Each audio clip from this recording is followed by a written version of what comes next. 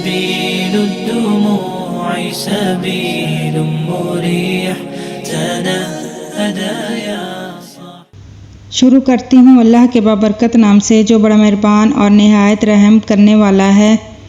رب اشرح لی صدری ویسر لی امری واحلل عقدۃ من لسانی یفقہوا قولی۔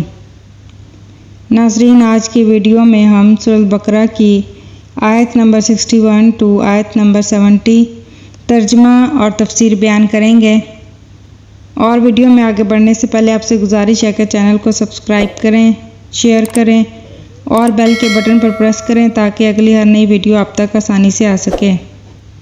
ترجمہ آیت نمبر 61 ٹو آیت نمبر 66۔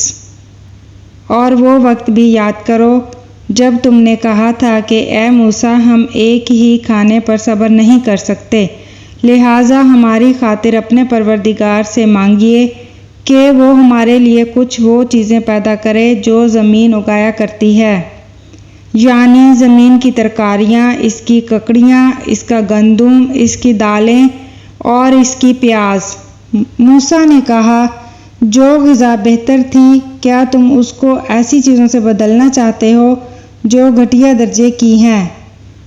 خیر، ایک شہر میں جا اترو تو وہاں تمہیں وہ چیزیں مل جائیں گی جو تم نے مانگی ہیں۔ اور ان یہودیوں پر ذلت اور بے کسی کا ٹھپہ لگا دیا گیا اور وہ اللہ کا غضب لے کر لوٹے۔ یہ سب اس لیے ہوا کہ وہ اللہ کی آیتوں کا انکار کرتے تھے اور پیغمبروں کو ناحق قتل کر دیتے۔ یہ سب اس لیے ہوا کہ انہوں نے نافرمانی کی اور وہ بے حد زیادتیاں کرتے تھے۔ حق تو یہ ہے کہ جو لوگ بھی، خواہ وہ مسلمان ہوں یا یہودی یا نصرانی یا صابی، اللہ اور آخرت کے دن پر ایمان لے آئیں گے اور نیک عمل کریں گے، وہ اپنے پروردگار کے پاس اپنے اجر کے مستحق ہوں گے، اور ان کو نہ کوئی خوف ہوگا اور نہ وہ کسی غم میں مبتلا ہوں گے۔ اور وہ وقت یاد کرو جب ہم نے تم سے تورات پر عمل کرنے کا عہد لیا تھا اور کوہ طور کو تمہارے اوپر اٹھا کھڑا کیا تھا کہ جو کتاب ہم نے تمہیں دی ہے اس کو مضبوطی سے تھامو اور اس میں جو کچھ لکھا ہے اس کو یاد رکھو تاکہ تمہیں تقویٰ حاصل ہو۔ اس سب کے باوجود تم دوبارہ راہ راست سے پھر گئے، چنانچہ اگر اللہ کا فضل اور رحمت تم پر نہ ہوتی تو تم ضرور سخت نقصان اٹھانے والوں میں شامل ہو جاتے۔ اور تم اپنے ان لوگوں کو اچھی طرح جانتے ہو جو سنیچر یعنی سبت کے معاملے میں حد سے گزر گئے تھے، چنانچہ ہم نے ان سے کہا تھا کہ تم دھتکارے ہوئے بندر بن جاؤ۔ پھر ہم نے اس واقعے کو اس زمانے کے اور اس کے بعد کے لوگوں کے لیے عبرت اور ڈرنے والوں کے لیے نصیحت کا سامان بنا دیا۔ تفسیر۔ بنی اسرائیل پر اللہ تعالیٰ کے انعامات اور ان کی نافرمانیوں کے تذکرے کے بیچ میں یہ آیت کریمہ بنی اسرائیل کے ایک باطل گھمنڈ کی تردید کے لیے آئی ہے۔ ان کا عقیدہ یہ تھا کہ صرف انہی کی نسل اللہ کے منتخب اور لاڈلے بندوں پر مشتمل ہے، ان کے خاندان سے باہر کا کوئی آدمی اللہ کے انعامات کا مستحق نہیں ہے۔ آج بھی یہودیوں کا یہی عقیدہ ہے، اسی لیے یہودی مذہب ایک نسل پرست مذہب ہے، اور اس نسل کے باہر کا کوئی شخص یہودی مذہب اختیار کرنا بھی چاہے تو یا اختیار کر ہی نہیں سکتا یا ان حقوق کا مستحق نہیں ہو سکتا جو ایک نسلی یہودی کو حاصل ہیں۔ اس آیت نے واضح فرمایا کہ حق کسی ایک نسل میں محدود نہیں ہے، اصل اہمیت ایمان اور نیک عمل کو حاصل ہے۔ جو شخص بھی اللہ اور آخرت پر ایمان لانے اور عمل صالح کی بنیادی شرطیں پوری کر دے گا، خواہ وہ پہلے کسی بھی مذہب یا نسل سے تعلق رکھتا ہو، اللہ کے نزدیک اجر کا مستحق ہوگا۔ یہودیوں اور نصرانیوں کے علاوہ عرب میں کچھ ستارہ پرست لوگ رہتے تھے جنہیں صابی کہا جاتا تھا، اس لیے ان کا بھی ذکر کیا گیا ہے۔ یہاں یہ بھی واضح رہے کہ اللہ پر ایمان لانے میں اس کے تمام رسولوں پر ایمان لانا بھی داخل ہے، لہٰذا نجات پانے کے لیے رسول اکرم صلی اللہ علیہ وآلہ وسلم پر ایمان لانا بھی ضروری ہے۔ بنی اسرائیل کو حضرت صلی اللہ علیہ وسلم پر ایمان لانے کا حکم دیا گیا، اسی لیے تمام بنی اسرائیل کو حضرت صلی اللہ علیہ وآلہ وسلم پر ایمان لانے کا حکم دیا گیا۔ جب حضرت موسیٰ علیہ السلام تورات لے کر آئے تو بنی اسرائیل نے دیکھا کہ اس کے بعض احکام بہت سخت ہیں، اس لیے اس سے بچنے کے بہانے تلاش کرنے شروع کر دیے۔ پہلے تو انہوں نے کہا کہ اللہ تعالیٰ ہم سے خود کہے کہ تورات پر عمل کرنا ضروری ہے۔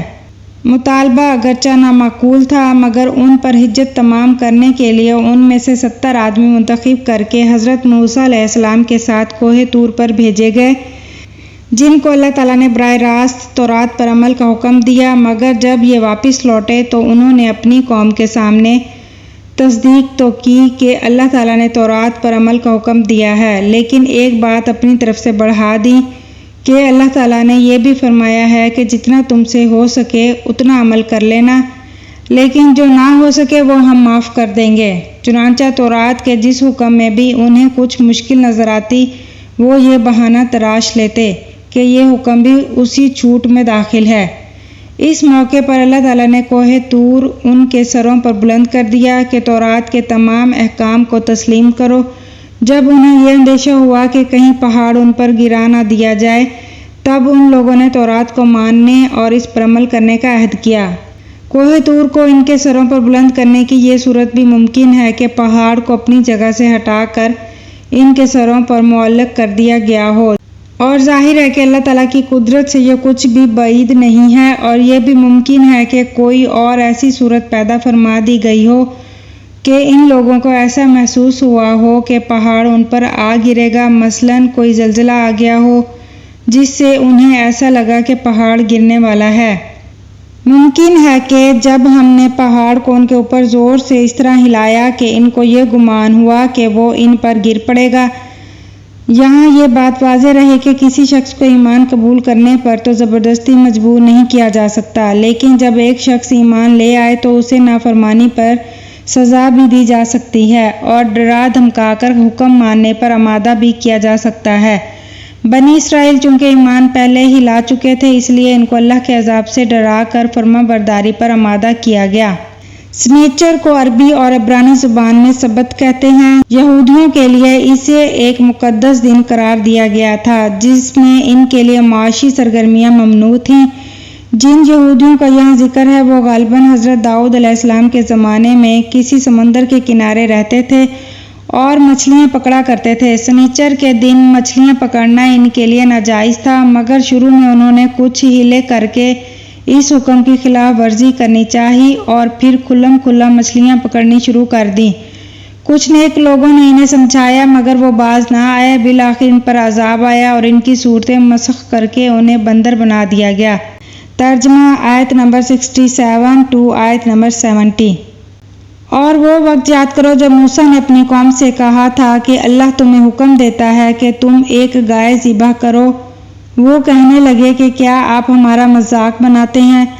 موسیٰ نے کہا، میں اس بات سے اللہ کی پناہ مانگتا ہوں کہ میں ایسے نادانوں میں شامل ہوں جو مذاق میں جھوٹ بولیں۔ انہوں نے کہا کہ آپ ہماری خاطر اپنے رب سے درخواست کیجئے کہ ہمیں صاف صاف بتائے کہ وہ گائے کیسی ہو۔ اس نے کہا، اللہ فرماتا ہے کہ وہ ایسی گائے ہو کہ نہ بہت بوڑھی ہو نہ بالکل بچی، بلکہ ان دونوں کے بیچ بیچ میں ہو۔ بس اب جو حکم تمہیں دیا گیا ہے اس پر عمل کر لو۔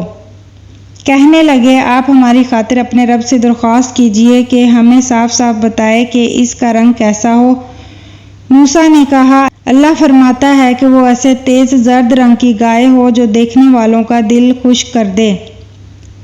انہوں نے پھر کہا کہ آپ ہماری خاطر اپنے رب سے درخواست کیجئے کہ ہمیں صاف صاف بتائے کہ وہ گائے کیسی ہو۔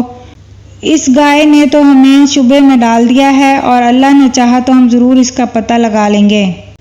تفسیر: مطلب یہ ہے کہ شروع میں جب انہیں گائے ذبح کرنے کا حکم ہوا تھا تو کسی خاص قسم کی گائے نہیں بتائی گئی تھی، چنانچہ وہ کوئی بھی گائے ذبح کر دیتے تو حکم پورا ہو جاتا، لیکن انہوں نے خواہ خود خرید شروع کر دی، جس کے نتیجے میں اللہ تعالیٰ نے بھی نت نئی شرطیں عائد فرمائیں اور ایسی گائے تلاش کرنا مشکل ہو گیا جو ان شرطوں کو پورا کرتی ہو، یہاں تک کہ ایک مرحلے پر ایسا محسوس ہونے لگا کہ شاید وہ ایسی گائے تلاش کر کے ذبح کرنے کے قابل نہ ہوں اس واقعے میں سبق یہ دیا گیا ہے کہ بلا وجہ غیر ضروری کھوج میں پڑنا ٹھیک نہیں۔ جو بات جتنی سادہ ہو اس پر اتنی ہی سادگی سے عمل کر لینا چاہیے۔